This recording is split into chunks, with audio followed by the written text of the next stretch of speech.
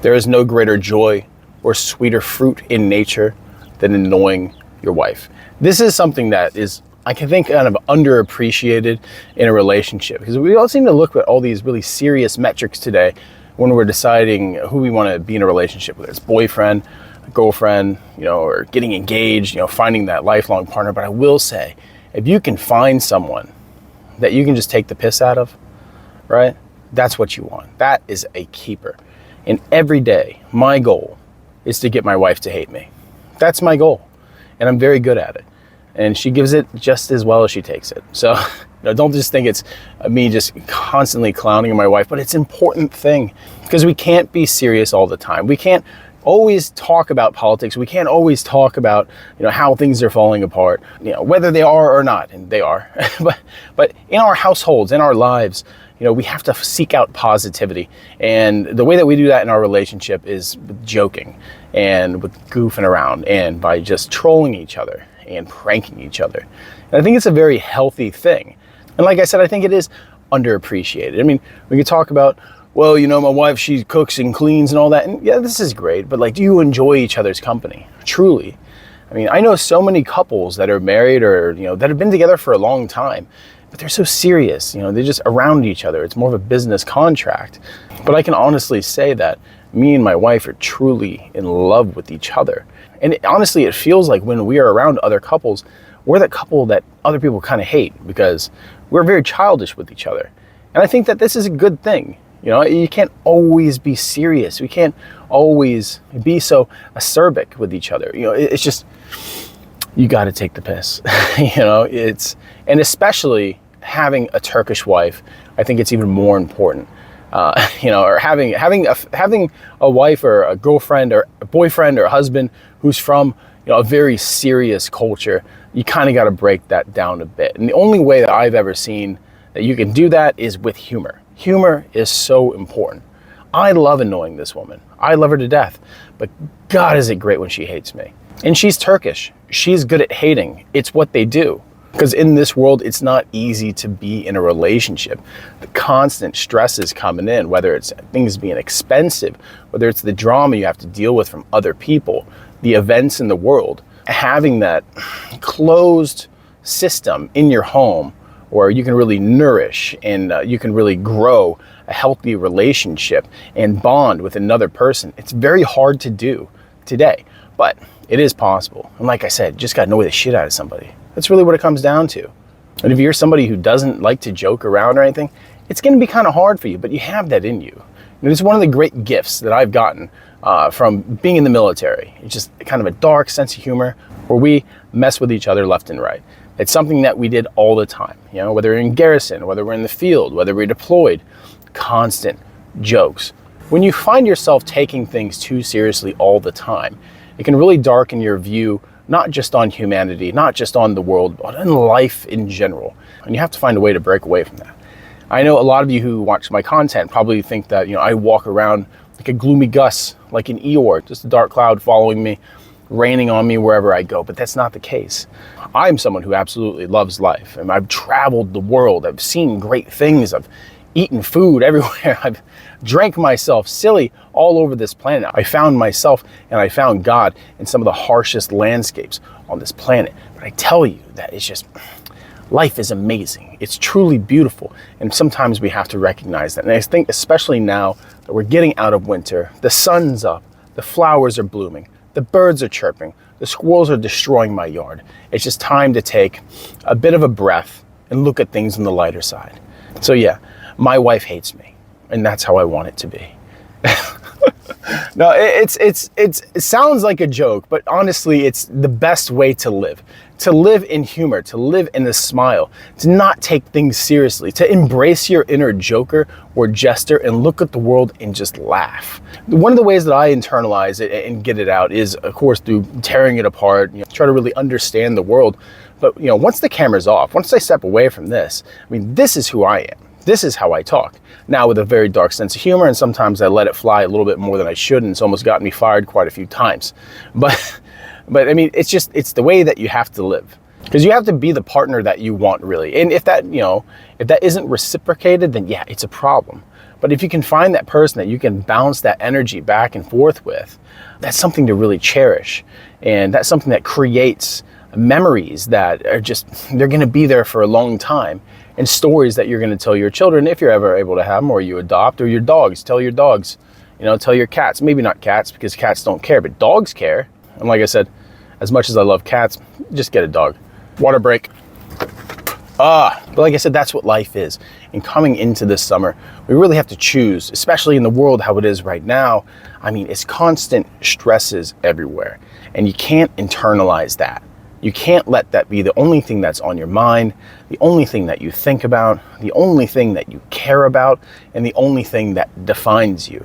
One of the things me and my wife both really take great umbrage with when it comes to the United States is that people define themselves by their politics. And I understand that, especially in a moment like we have now, everything is political. Every aspect of life is political because we're in a period of great political tension and our nation is deciding which road it wants to go down.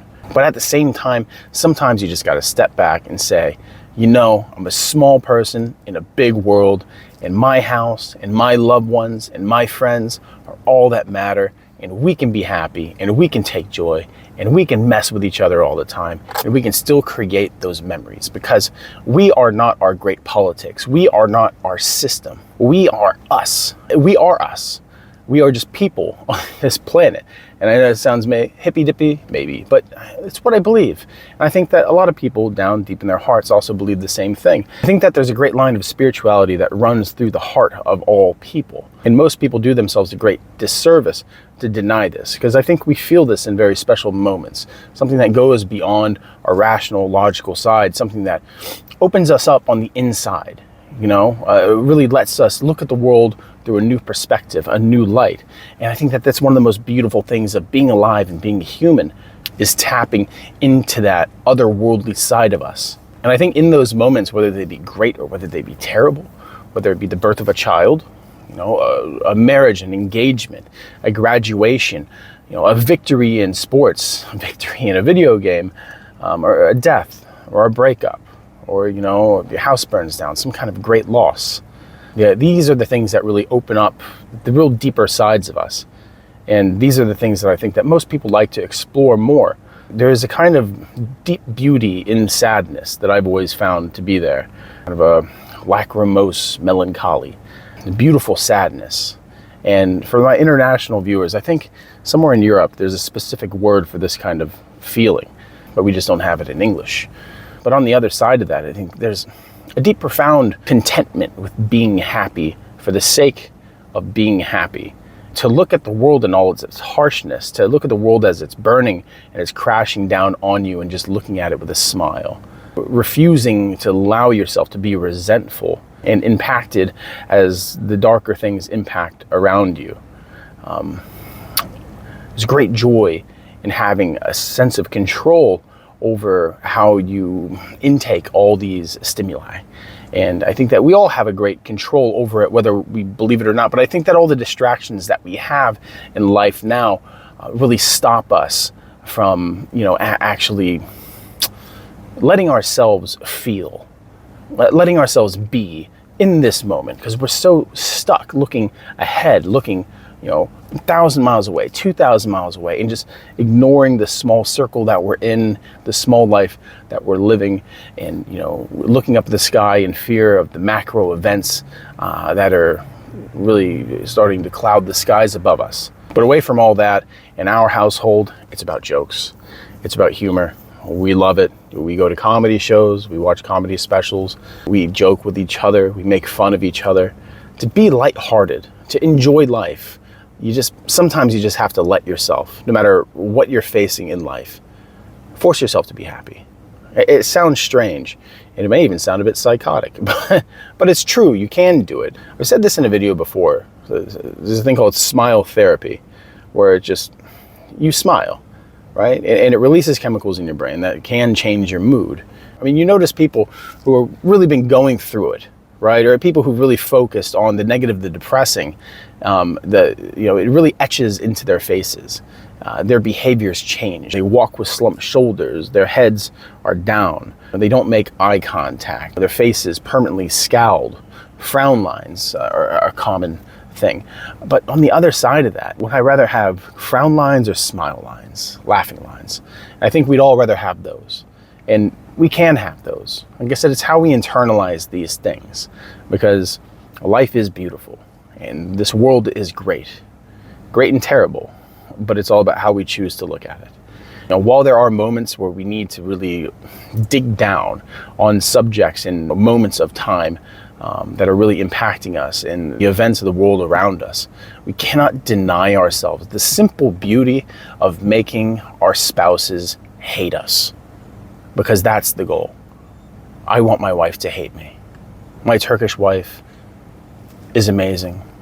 She is dark and brooding and very serious. But underneath all that, when I can crack the facade of that serious traditional culture that she comes from, the light of humor is there just like it's in anyone else. And it's a beautiful thing to behold, because that woman has a stunning smile. And I am so in love with her. And when you can really dig down and crack the facade on the people in your life and get to know who they are truly on the inside, I think it's easy to fall in love. And I think it's something that we should all aspire to, whether it's expensive or not. Because yes, marriage is expensive, and let's not lie about that. It's definitely expensive, but it definitely softens the blow when you have someone to come home to who isn't horrible to be around. We all have our moments, and I'm guilty of that, where I'm horrible to be around. The work hours that I have are oppressive, to say the least, and I'm not alone in that. Many of us, many of you watching, go through that as well. But at the same time, you come home, be able to drop that weight off my shoulders and to walk into something beautiful and happy, and you go from the stress of the day to a point where we're just in a moment of appreciation and feeling content. It's really enjoyable. It's really beautiful. And I think that it's something that we should, like I said, really aspire to include more in our lives. So, short video, more positive. I'm so happy right now. It looks like we're having the birth of our child tomorrow, and I don't want to be negative. I want to cultivate more positivity in my life, either for my mental health, for your mental health, and for the sake of our family and our child as he grows. Because like I said, I think children live magical lives, and they see the magic that we forgot about. And I desperately want him to feel that as I did when I was a kid, and live a life without the trauma that a lot of us went through. And I think that that's an admirable goal that any parent should really strive to achieve and maintain, because most parents and most family members, boyfriends, girlfriends, anyone who's in a relationship doesn't really understand that what may seem like nothing to us can often be traumatic to another, and we should be mindful. But anyway, thank you for stopping by. I hope everyone has a great day, and thank you for the support as always. And if you like this kind of content and kind of the swing, the schizophrenic swing from the negative and the intellectual to the more positive and life-loving perspective of the channel, then please comment and say so, because life is pretty great. It can be rough, but still life is beautiful. But anyway, thank you guys for stopping by, and I hope you have a good one.